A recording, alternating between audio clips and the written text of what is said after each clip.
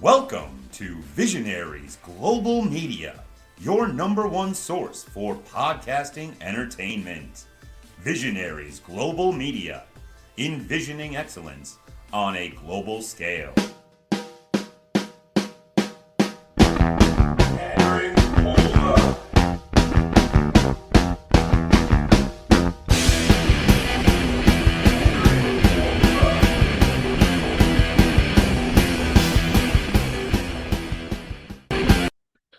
What up, world? It's your boy E coming at you from the Nattering with E studios for another episode of Nattering BOLA, your number one source for PWG.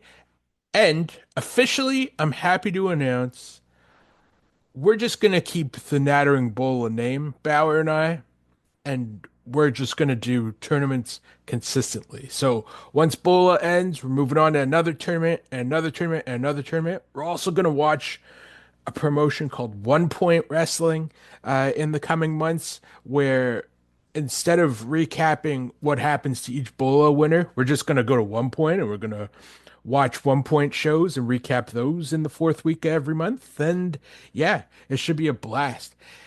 Anyways, so today I'm flying solo.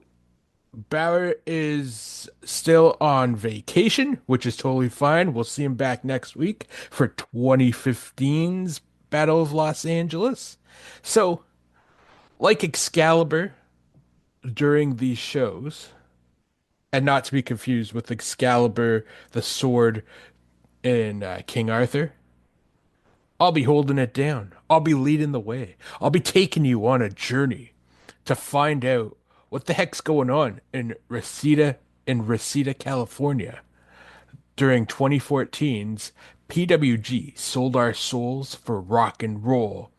This is the second chance for our man 2013 BOLA winner Kyle O'Reilly to get his hands on the dastardly Adam Cole, baby, his former Future Shock tag team partner. And when they're not teaming together, they're literally thorns in each other's sides. It's sort of like you can't really have one without the other, I would argue. Wherever O'Reilly goes, Cole's not far behind, and vice versa. The only real time, at least in the last it's now 2025. Happy New Year, by the way. The only real time I could say in the last 15 years that both these guys have been wrestling for, which is mind-boggling to me, where they've been apart was when Cole left NXT and went to AEW. And for a few months there, O'Reilly was still in NXT having random feuds with different big men that they ultimately would cut for one reason or another.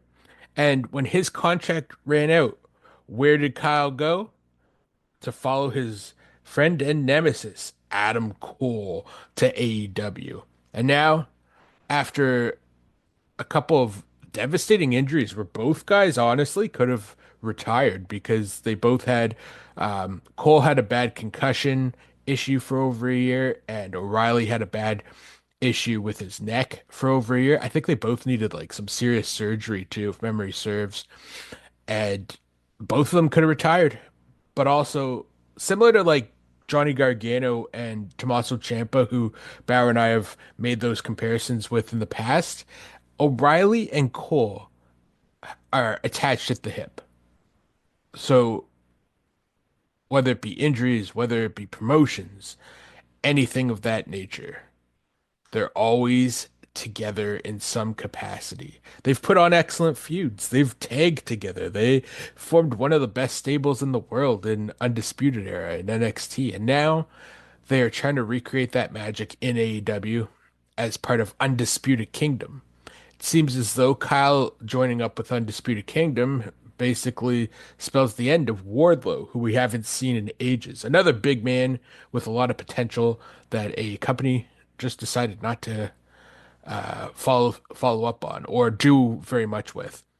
That seems to be a running theme in a lot of these promotions, anyways, is that they get these guys where they fit the look, quote unquote, like 6'5", 6'6", 240 pounds and can fly or move with the best of them. But then when it comes to booking, the bookers have no idea what to do with them. But meanwhile, guys that are like 5'10" to 6'1", like Oreilley, Cole, Strong, the Young Bucks, Kenny Omega, Gargano, Ciampa, the list goes on. These guys are always the guys that end up carrying the company. And so it makes you wonder, like, with wrestling being such a carnival type of atmosphere, are the big guys really that necessary when you have guys of a more average height nature able to do what these big men can't? And that's cut a good promo and wrestle a 20 to 45-minute match, I ask. Anyways, getting into today's card, PWG sold our soul for rock and roll. I have to ask you, dear listeners, would you sell your souls for rock and roll?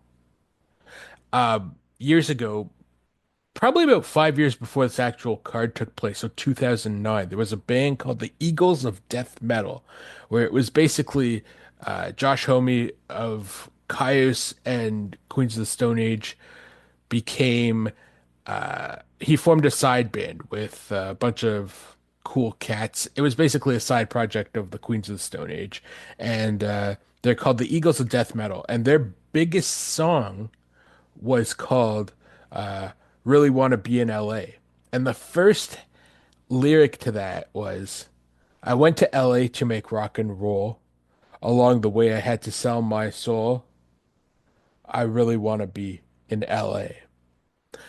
So you could argue 5 years later, May 23rd, 2014, that in order for Kyle O'Reilly to finally get over the beast that is the shadow of his former Future Shock tag partner Adam Cole, he might have to sell his soul and do some dastardly things to Cole in our main event tonight in a submission or knockout match because not only does Cole always seem to be the better, put in the better spotlight, but he always has backup.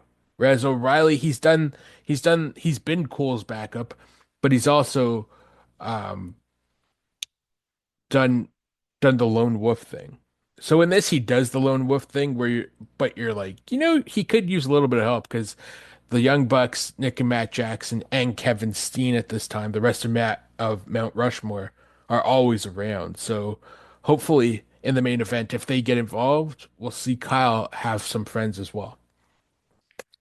Now, I mentioned before that Bauer's still off and he'll be back next week, but he was nice enough to send us some of his notes for these matches, which I greatly appreciate. So what I'll try and do is I'll incorporate his stuff while I'm talking about the matches as well.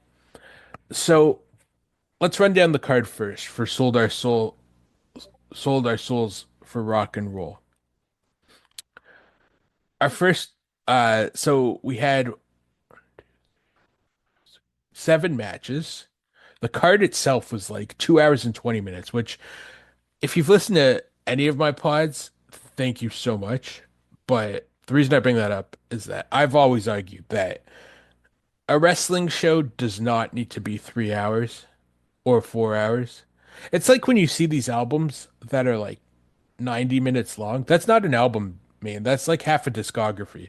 So, like a 3 to 6 hour show, especially for an indie show, pushing it a little, pushing it a little.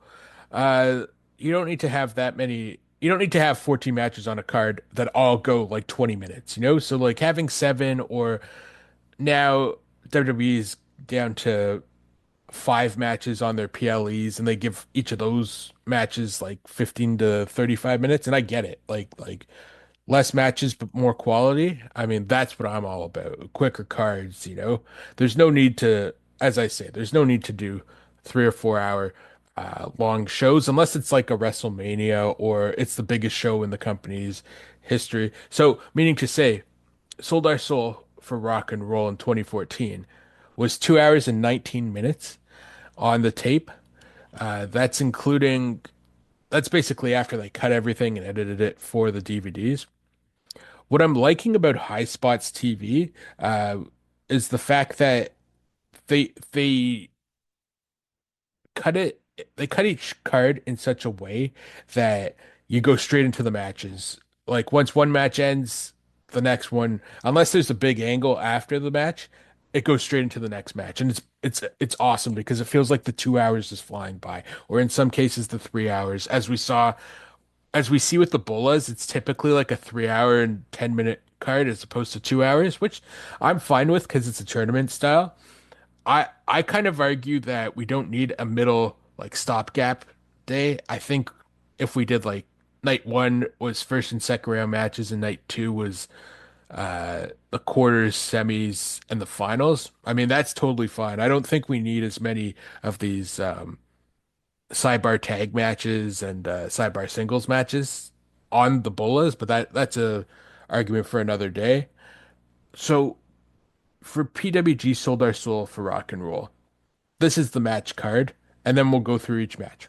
So the match card, we have Roderick Strong taking on Brian Cage, Rich Swann taking on AR Fox. The world's cutest tag team takes on Best Friends for. I'm assuming the winner of this gets the Young Bucks at the time for the tag titles, like in on a future show.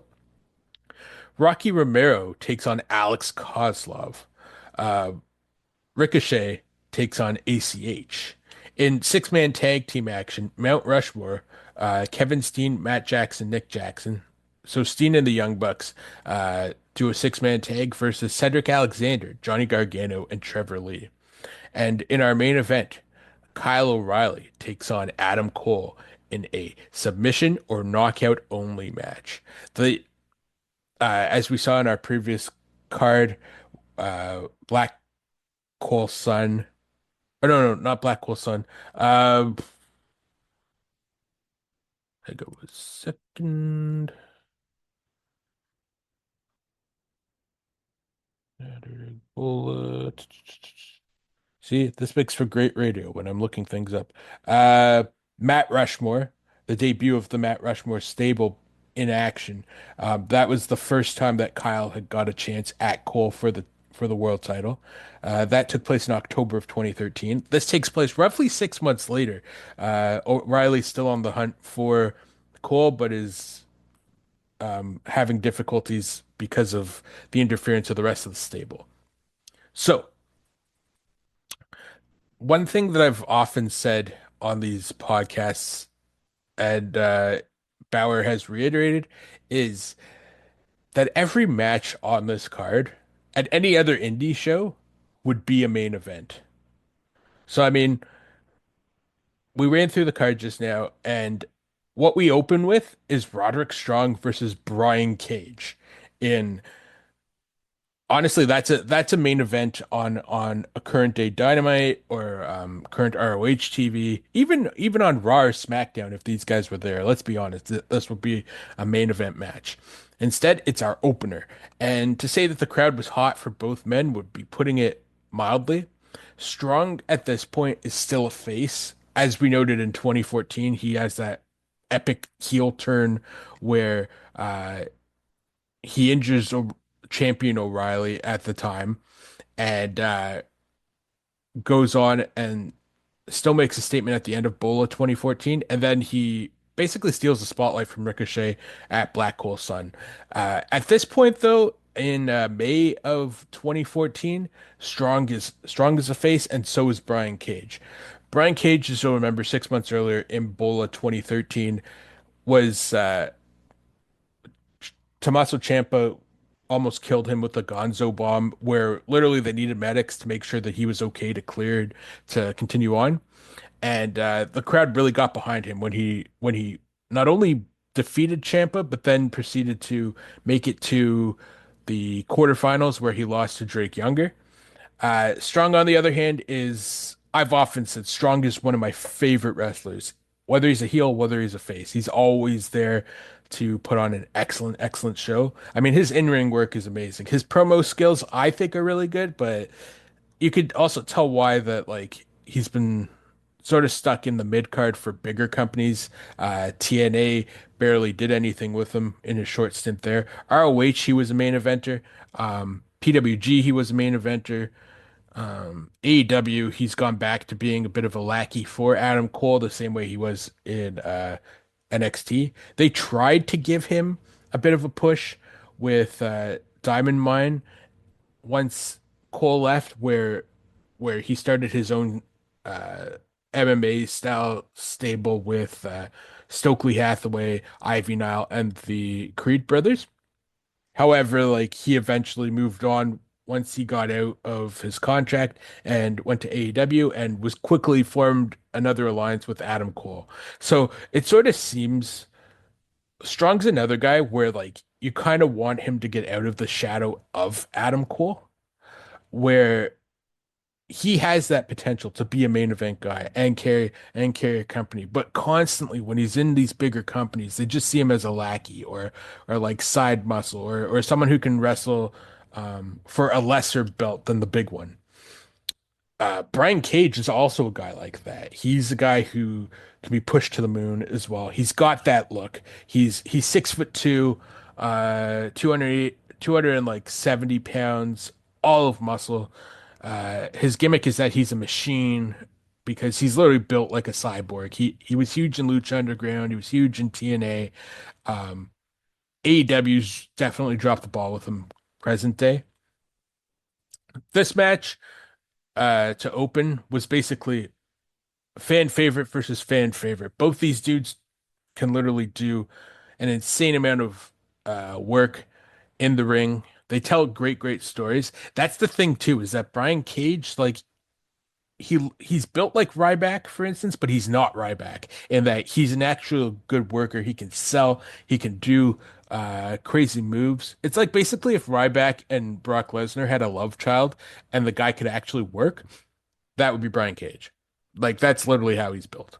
So our commentary team for this match was Excalibur and Kevin Steen, who honestly, if you're listening to our pod, I I'd consider myself the Excalibur of our pod, and I'd consider Bauer a cross between Chuck Taylor and Kevin Steen in terms of comedy and knowledge and all of that stuff. So the highest of compliments, by the way.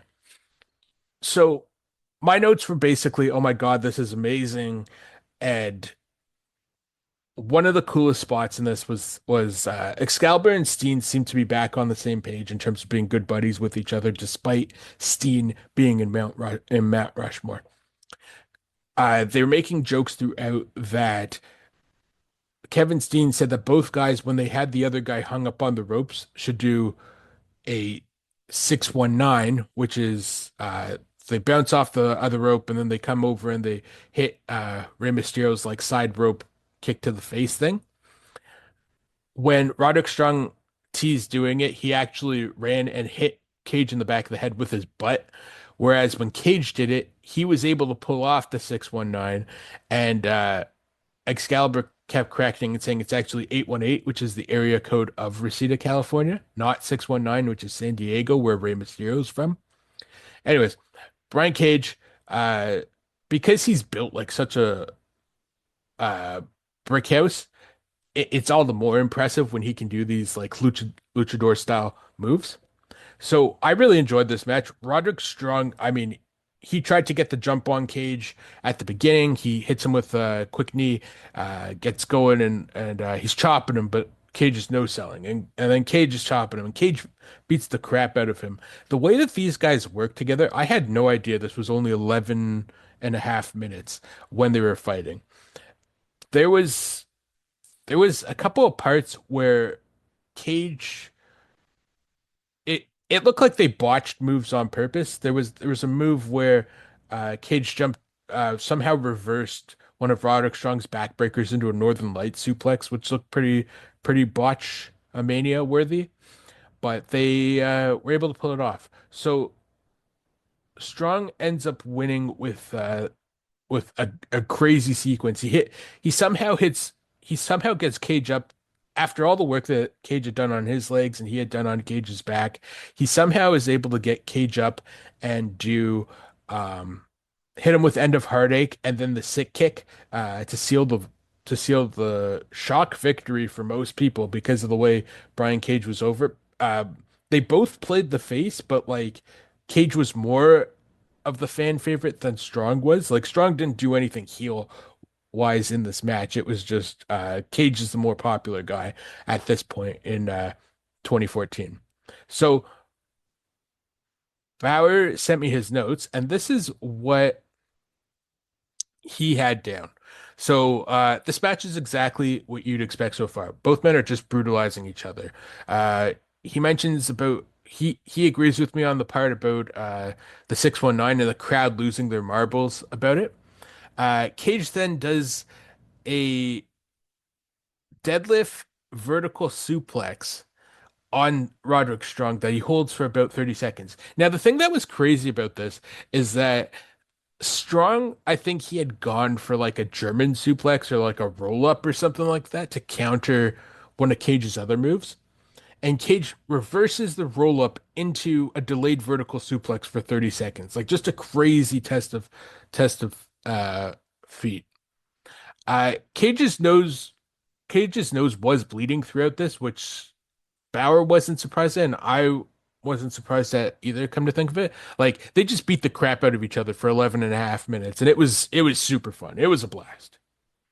It was an absolute blast. So our next match is one of three matches on this card where like former tag partners or guys who have briefly teamed up have turned on each other and are in a feud. So AR Fox, I mentioned earlier about Ryback because AR Fox has a gimmick at this point where Ryback is his favorite wrestler in the world. So throughout this matchup with Rich Swann, he's doing various gimmicks that Ryback would do. Like he does the meat hook clothesline, and he gets the crowd to chant "Feed me more." He gives Rich Swann a shell shock. Um, he does a variety of other sort of big power man moves, which is hilarious because if you've seen Rich Swann and AR Fox, all respect to them, they're not big beef daddies though. They're like two I don't want to say average looking because they're way more in shape than I am than I'll ever be, but like they're like high flyers trying to be big men basically in this match. Like it was a lot of it was comedy, but a lot of it was fierce too. Um, there was one crazy line. I can't remember if it was Excalibur or Kevin Steen because Steen was on these first two matches, and essentially they said like, "Oh, if AR Fox is Ryback, then Rich Swann is Black Chris Jericho," which on the one hand I thought was pretty funny. On the other hand, I was like, I don't know if I like these comments so much. Um, Swan literally like this match went on for about 13, just under 14 minutes. They tore the house down though. The way that these guys were ripping each other apart for if the opening match got the crowd hot, this kept them hot, is the best way I would put it. Uh, Apparently during this, Swan was sick during the match, and he was still able to do all this stuff. Uh, Steen had a running joke of trying to get a job at the Gap, where he was which was like his nickname for WWE at the time. He says everybody who leaves goes to the Gap, and the joke there is that Gap is like one of the biggest corporations in Canada. I'm not sure if there's that many stores in the US. I think there is, and he he's just trying to say like, I keep applying to the Gap, but they keep rejecting me. But this guy went to the Gap and he's not as good as me. And this other guy went and he's not as good as me. And it was really hilarious. It was very, very funny. Um, at one point, Fox hits this like flatliner DDT combo thing where the way Swan landed, he landed on his forehead somehow. And I was convinced he was knocked out. But then it seemed it seemed like one of those things. I can't really describe it properly, but it's like, when you're chilling and like just minding your own business, and then someone just as a joke comes up and like flicks your ear, and you like freak out because like it's annoying as hell, and I don't know why that like sets people off, but like if you flick someone in the ear just as a joke as you're walking by, 9 times out of 10 they'll get up and they'll like chase you and want to punch you or throw you against the wall. Anyways, how that relates to this flatliner DDT combo thing is uh the way that Swan landed, you'd figure that he would have been knocked out. Instead, he went into like, oh my God, this guy flicked my ear mode and I'm pissed off at him. And he gets up, he grabs Fox and he hits a leaping DDT that then spikes Fox. And Fox sells it like he's dead. Whereas Swan was like, F you, buddy. Like, I'm not putting up with your stuff.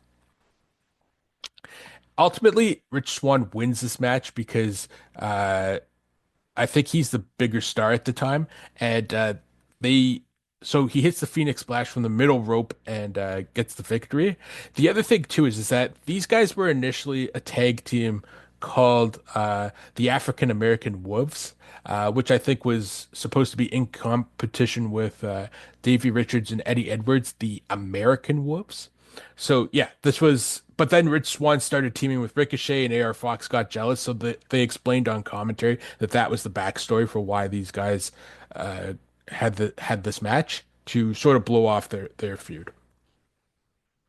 Our next match is a tag team match, which they did not say that it was for the number one contendership for the Young Bucks tag titles, but I'm assuming it is because these are the only two really other established tag teams that weren't fighting singles matches against each other on this card. And so we had the world's cutest tag team, Candice LeRae and Joey Ryan, versus the best friends, Chuck Taylor and Trent. So world's cutest tag team, just a quick recap. Candice and Joey were in a huge feud with each other. Joey turned face to save her from the formation of Matt Rushmore because he wanted to be the only male wrestler to assault Candice, and Candice needed a part. And I guess Candice was like, "You're a dope, but yeah, sure, I'll be a partner." And so they became a tag team, and they called themselves the world's cutest tag team because Joey Ryan has this sort of like porno gimmick, whereas Candice LeRae, I guess people considered cute. That's the only logic I can come up with for why they named their team this. Meanwhile, best friends are Chuck Taylor and Trent. They have been a tag team for like 20, 25 years. Most recently in AEW, Trent took out Chuck Taylor with an ankle injury, and then there was talk that Chuck Taylor couldn't get cleared to wrestle again. And then when he did come back, the Death Riders took him out, and it looks like now he's going to be a coach permanently because they wrote him off the storyline. And Trent was injured by Orange Cassidy in revenge for injuring Chuck. He hit Trent in the surgically repaired neck with a monkey wrench, which was, as I've said before on podcasts, wrestling's the only thing where you can actually commit like live murder or burn a guy's house down, and you're still the face in the feud somehow, or the good guy in the feud somehow. It's very strange. Anyways, uh, so World's Cutest Tag Team versus Best Friends was hilarious because Chuck Taylor at this time has a gimmick where he won't wrestle a woman because he's a Kentucky gentleman. And for that reason, every time he was supposed to get in the ring with Candice, he would tag out to Trent. Trent would then take a whooping from both Candice and Joey. And that if Candice was still in the ring when Trent would go for a tag, Chuck would avoid it. And so eventually Chuck just like looks at Trent and he leaves the match. And Trent looks at Candice and says, "Go after him. Like tell him it's fine that he can beat you up. Like it's like that you're on equal footing with us. Tell him it's fine." Totally, totally, totally fine. So she doesn't do that. And of course, World's Cutest Tag Team basically turns it into a handicap match and is beating on Trent when suddenly Chuck Taylor returns, but it's not regular Chuck Taylor. Chuck Taylor, to justify fighting with Candice, he dresses up in a wig and a dress so that he can say, you know what? It's not me hitting Candice. it's woman on it's woman on woman for this matchup. And it is by far the funniest thing. I believe at the time it was Roderick Strong as Excalibur's partner, and both he and Excalibur just dying at the fact that Taylor basically MacGyvered the situation so that they could have an equal match. And at one point, he absolutely obliterates. So he runs to the ring in the dress, in the and the wig, and he beats the crap out of Candace. But like he's trying to say, it's not me, it's my female persona that's doing the fighting, not the real Kentucky gentleman Chuck Taylor. But then eventually he gets to a point where he's actually um attacking her, and like I guess he throws away the Kentucky gentleman part of his gimmick because his wig does fall off, but he continues the beatdown on Candace. He also destroys her at one point with the awful waffle, which is that German suplex into a tombstone package pile driver thing that should end matches, but Joey's there to stop him. Um, Eventually, what happens is that Joey and Candice take out Trent, and Trent eats the pinfall for the World's Cutest Tag Team to win the match in about 15 minutes. So before we continue on, we will go to um, Bauer's notes on this too. Uh, so Bauer didn't like this match. He said, there's way too much time spent in the beginning of this match with best friends, both refusing to hit LeRae until she tags in Joey Ryan, which I mentioned before. Um, he didn't find it very funny how best friends uh dressed up as a comedy act. But they're or yeah. So he didn't really like that part with the cross-dressing, as it seems.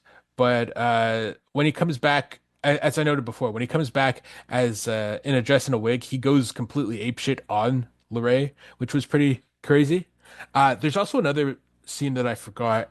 I mean, spot in this match that I forgot. Best friends go for a double choke slam on Joey Ryan, but he ducks it and pulls them in. So they ended up making out with each other while Chuck was still wearing the dress and the wig, and while they're recovering from the kiss, the Chuck gets hit with a boob plex by Ryan, and LeRae hits Trent with the ball plex.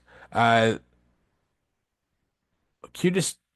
So Ryan and LeRae, they have a finishing combo, which is absolutely crazy. Essentially what happens is Joey Ryan will hit the opponent with a super kick, and then LeRae will hit a poison Rana at the same time, and spike the opponent on their head, which then ends up doing um uh which ends up getting them the victory. So our next match is the third, I mean, sorry, is the second of the tag team matches, or sorry, of the singles matches between like former tag team partners. So in this match, we got Forever Hooligans, Rocky Romero and Alex Kozlov wrestling each other, as opposed to apparently it was initially supposed to be um, Johnny Gargano versus I think Alex Kozlov, but then Gargano someone got injured, and so Gargano jumped into the six-man tag, and Romero stepped in and he fought his longtime tag partner Alex Kozlov. Now, I remember saying so this match went about 19 minutes, which initially I was like, I don't know about because it was one of those like Forever Hooligans has this concept in their matches where they're very technical and they do a lot of submission and rest holds, and personally that's not for me. I like the big hitting and the high fly, the crazy chops and the brain busters, but the I could see why that style works to like sort of feel out each other in a match, but then once it goes on for more than like 6 minutes, I start getting bored. However, this match actually picked up, and I was a little bit surprised because I was doing some research on Alex Kozlov, and after 2014, he doesn't really wrestle that much after that. I think he retires and becomes a coach in ROH shortly after that, or NXT, one of those two.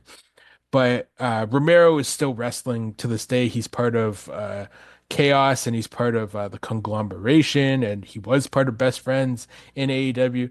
He's a pro's pro. I think he also runs NJPW Strong, so he's not only in wrestling, but he's also an agent backstage, and he's training the new generation. Like he's had a heck of a career. Kozlov is one of these guys where you're like, what could have been? We've talked about this with ACH a lot throughout the first couple episodes, first 4 or 5 episodes of this podcast. But Kozlov's another guy where you're like, I wonder why he didn't get more of a rub, or why he isn't wrestling still today. So, we'll go to Bauer's notes on this. He says, Kozlov puts the Romero special on Romero in the ropes, and Bauer said that he loved that move and how brutal it looks. I don't know if I've ever seen a more brutal looking version of it, he says. Kozlov also did this crazy thing where he hit a Russian leg sweep from the middle rope and then somehow flipped over into a Gargano escape, crossface sort of move where I was convinced Romero was going to tap out. And he kept going back to that move. And he did this other move where it was basically he put him in a torture rack, flipped him down into like a Michinoku driver. Like it was insane. And somehow Romero kicked out. It got to a point too where they kept kicking out of each other's moves where I mentioned earlier that I didn't really like this match in the sense that like it ran a little too long for me, but it was, um, the other thing that annoyed me about it was the fact that they kept kicking out at one for everything. I mean, like at some point, like make it a 2.99 and then kick out. But like if you keep hulking up after every like pinfall, it loses the audience a little bit. Uh, Eventually, what happens is Romero hits the sliced bread number two, which is sort of like if you're an old ECW fan, that's Spike Dudley's acid drop, and he flips the opponent over and then gets him right into a cross arm breaker, which Kozlov taps out to. Now, this match got better as it progressed. I'll give it that, but at the same time, a little too long for me. There was no reason this match had to go 18 minutes. I think it should have gone like if it went the normal 13, 14, like the first four, the first three matches went, then I think it would have been fine. Our next match is Ricochet versus ACH. Now, I know at different points throughout Ring of Honor and also PWG, ACH and Ricochet have teamed together, um, like part of six-man tags, but they've never formally been a tag team. Like it's always been, uh, if if Ricochet is partnering with Rich Swann, ACH is partnering with AR Fox, and like if ACH is partnering with Rich Swann, then Ricochet is partnering with A Fox, and then yeah, so like those four guys seem to be connected, like intertwined with each other, uh, as how PWG puts it, and like Cedric Alexander's in that conversation too. Um, but yeah, I think ACH at one point actually gets a world title match against Cole during this run, but that's something I would have to get back to you on. So Ricochet versus ACH is basically your favorite wrestler versus your favorite wrestler's favorite wrestler. And what I mean by that is Ricochet has always been a guy who I know I've knocked him in the past because I don't care for his technical work, but I like his high flying stuff. But a lot of people say that Ricochet is their favorite wrestler for all the stuff that he does and all the potential that he has and how he's a future champion and whatnot. ACH, as I've said time and time again, whether I'm here, whether I'm on ROH Revelry, shout out to Tom and Will, or if anyone will just listen to me about indie wrestling, is ACH is a guy who he has all the potential in the world. WWE totally dropped the ball with him, and like he would be on the top of the mountain right now in WWE had they not mishandled him. So Ricochet versus ACH is something that, as Bauer notes here, Jim Cornette, a known hater of high flyers, would hate. Uh, all of this, they had a ton of they had a ton of flips, a ton of dives, a ton of craziness. Uh, ACH went back to this move that we saw in a six-man tag versus Cole and the Bucks a couple episodes ago, where he decided to crowd surf and from the commentary booth back to the ring, and this never works for him because when he did it against the Bucks absolutely destroyed him with a double super kick on his way back while he was crowd surfing back. In this case, uh, as he's crowd surfing, Ricochet gets to him and he punches him in the face while he's helpless above the fans. And um, Ricochet literally turns to the camera and he shrugs and he's like, "What else am I gonna do? Like, of course I'm gonna hit him." Uh, Ricochet did this one move where it was like an octopus hold or like a one of these like side oblique stretch things, but like backwards. And he held on to him while he was on Ricochet. Ricochet held on to him while he was on his back, and he was hitting uh, ACH's head against the turnbuckle like over 10 times. It was kind of weird. It was sort of like Bauer describes this better than I do. He says it was sort of like a torture rack, but across the back instead of the shoulders, that's a pretty accurate way to put it. ACH at one point climbs to the top rope and does a double stomp to the back of a bent over Ricochet. The impact hits Ricochet so hard that he ends up spiking his head on this, which was just nuts. Uh, Ricochet eventually comes up with the win with the 630 senton. They had a great ending sequence where they were going back and forth between pinfalls and roll-ups and hitting each other's finishers, and then Ricochet ultimately got the better of ACH. As you can as you can tell from my excitement in this match, and also just from watching any ACH or Ricochet match, this is strong contender for match of the night for me because they just like if Kyle O'Reilly versus ACH in the I think it was the first round or the quarters. I think it might have been the quarters of 2013 is like match of the century for best singles match I've ever seen in my life. This is definitely top five for me. Like Ricochet ACH from Soul Our Soul is bonkers too. Both these guys can go. Both these guys deserve the world, and hopefully they get there one day. Now, we only have two matches left on the card, and our last match our second last match is a six-man tag between Mount Rushmore, so Kevin Steen and the Young Bucks, versus Cedric Alexander, Johnny Gargano, and Trevor Lee. Lee is still new to the promotion at this point. He ends up wrestling in the 2014 Bola, but that's not till August of 2014. So at this point, he's very, very like brand new. Like essentially, they said what was supposed to happen was it was supposed to be Cedric Alexander, Trevor Lee, and Andrew Everett versus Mount Rushmore, but Everett was injured, and so Gargano stepped in and Romero stepped in for him in the Kozlov match. So, as with any Mount Rushmore match, this match was off the hook. Some of the moves were absolutely ridiculous. It ran for 16 minutes, and it's almost like you want to say to yourself, if I'm going to have two long matches in a card, I want it to be the six man and I want it to be the main event. Like this was like chef's kiss of like how insane everything was. The other thing too is like Gargano and Lee had similar haircuts, but you could tell that Lee was not Gargano because um he had more of a beard than Gargano. So Cedric Alexander hit a bunch of crazy looking moves. He was usually in for like the eat 'em up spot, I like to call it.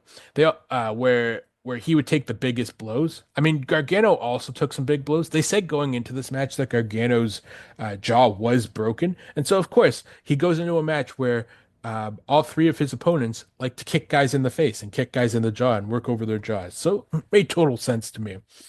That was sarcasm, by the way. Trevor Lee, though, at this point, he's only like 20 or 22 or 21 at this point. I think he's 20. I believe he's 20 at this point. And some of the moves that he hits, like he had sequence with Kevin Steen that was just absolutely bonkers. Like at one point, he throws Steen against the ropes, and then he hits that like crossbody Spanish fly that he does. That like when it's on a guy like Cedric Alexander, who we saw in Bola 14, it was insane. But Kevin Steen at this point is not a little guy. Like he's he's in shape for wrestling, of course, but he's still like a bit of a chunkster. As someone who's chunky, he's basically like we have sort of a similar build, but he's like way more athletic than I am, sort of thing. And for Lee to get him to be able to do that flip was bonkers. And then after he did that crossbody flip move, Lee then hit both Bucks with the cave-in, which is like this like running jump up foot stomp thing that he does, and absolutely obliterated them. Then Steen came back and hit him with like pop-up power bomb, which was crazy.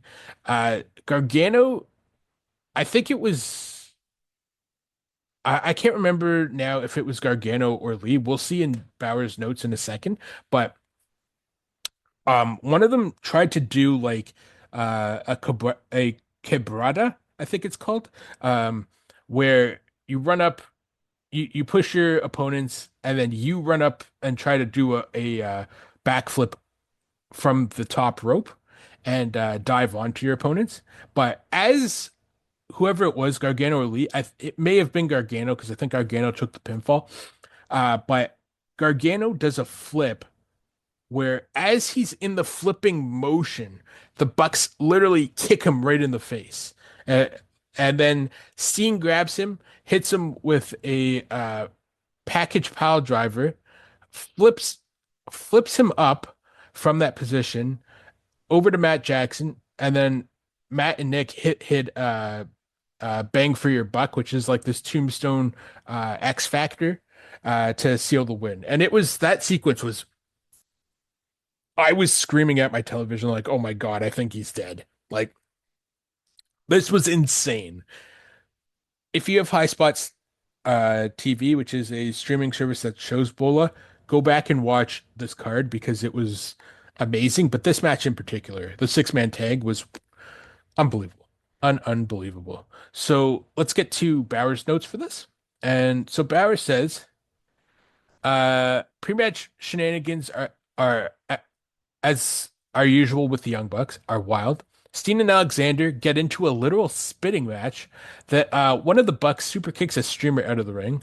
Um, Gargano is wrestling with a fractured jaw, as I noted, and Bauer says, "If that's a shoot, Jesus Christ, man." Uh, in this match, yeah, I'd agree with that. He says Lee looks like a beetle because of how short, like John Paul Ringo, George, those kind of Beatles, because of how short his hair is. Oh yeah, so Chuck Taylor's on commentary for this, and he's on commentary for the world title match. So Taylor is telling the story of where he was trying to be brave because his mom was being mean to him. So instead of flipping her the bird as all the wrestlers were flipping each other the bird in the ring, he said instead of flipping her the bird, he waited for her to pull away, and then he uh and then yeah, sorry. So he was getting dropped off somewhere, and his mom was being mean to him. So he gave her the DX suck it thing instead of the middle finger, and then his mom saw. So his mom came out of the car and punched him instead of beating him up. So I, which is like we're not pro child abuse, but like I feel like that's the reasonable thing to do, or slap your kid upside the head if they gave you the suck it sign. But that was pretty funny. Um, there was one spot in this that I forgot to mention where Gargano reverses a package pile driver by Steen into the Gargano escape, which is pretty cool. Um, so I was wrong before. Apparently, the guy who flipped was Trevor Lee, not Johnny Gargano. Uh, as I described, Lee flipped. He gets kicked in the head by the Bucks, who then send him into Steen, who hits a package pile driver, followed by more bang for your buck by all three men. Post match, post match, Steen gets on the mic and he lets the crowd know that after much debate and decision making, he is going to IHOP and that none of them are welcome to join him because apparently that's a thing though, is that like wrestlers tend to go to like a Denny's or an IHOP after one of the wrestling shows and fans see them there and get autographs. But he was, and like the whole rumor throughout the card is that this may be one of Steen's last shows. And so for that reason, he teased like that he is leaving for the Gap, quote unquote, but he actually is going to IHOP instead. Um, so yeah, that was pretty funny. Now we only have one match left, and that is our man Kyle O'Reilly versus the PWG World Heavyweight Champion Adam Cole in a submission or knockout only match. Before the match begins, Cole gets the microphone and he tells Kyle O'Reilly one of the meanest things in the world. He says, Kyle, I'll always be your HBK and you'll always be my Marty Jannetty. For those unfamiliar with that reference, Jannetty and Cole were, sorry, Jannetty and HBK were tag team champions together in the early 90s before HBK threw Jannetty through the Barber Glass window on Brutus the Barber Beefcake's talk show, and HBK went on to have one of the most successful careers in professional wrestling and now runs NXT. Whereas Marty Jannetty had a Dark Side of the Ring done on him about all the crazy things that they could say about him on television. He's also put on like several good matches, but for the most part, he's always been in HBK's shadow, sort of how Cole is saying, "You'll always be in my shadow" to Kyle O'Reilly. So this match was this match went about 23 minutes, which you'd expect from the main event.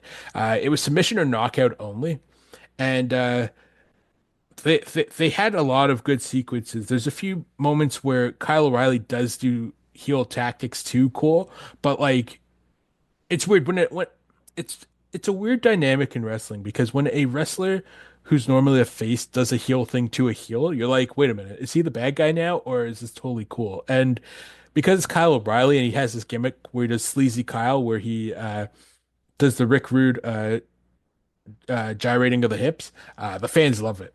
Even though he does like heel tactics, like he'll poke a guy in the eye or he'll kick the rope into the guy's junk while he's trying to get back in the ring.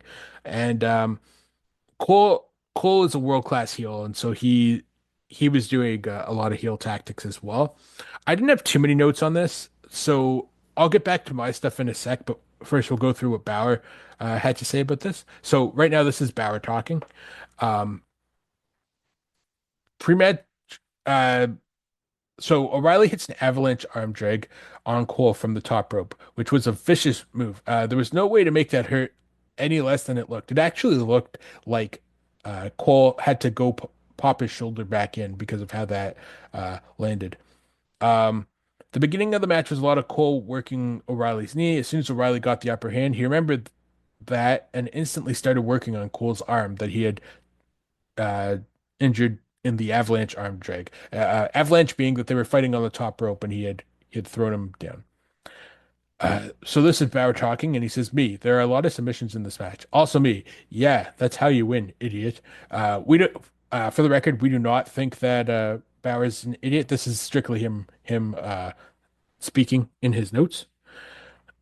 The counters in this match were pretty top notch. It goes to show you how these guys are actually like really good friends and that they've known each other uh, more better than anybody knows each other.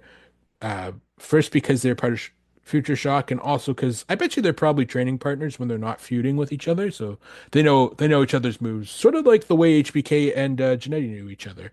Um, they knew each other inside and out, but it's up for debate where it's not a debate that HBK was clearly the better wrestler with Jannetty. It could be argued it's up for debate between who's better between O'Reilly and Cole.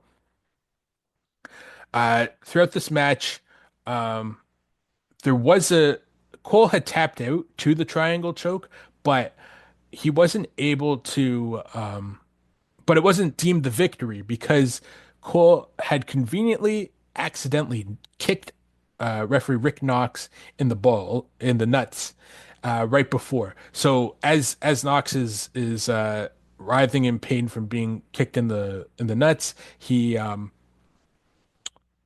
doesn't see Cole tapping out. As this is happening, the Young Bucks and Kevin Steen hit the ring to try and beat up O'Reilly and then help Cole get the victory. However, Best Friends and World's Cutest Tag Team try to take them out.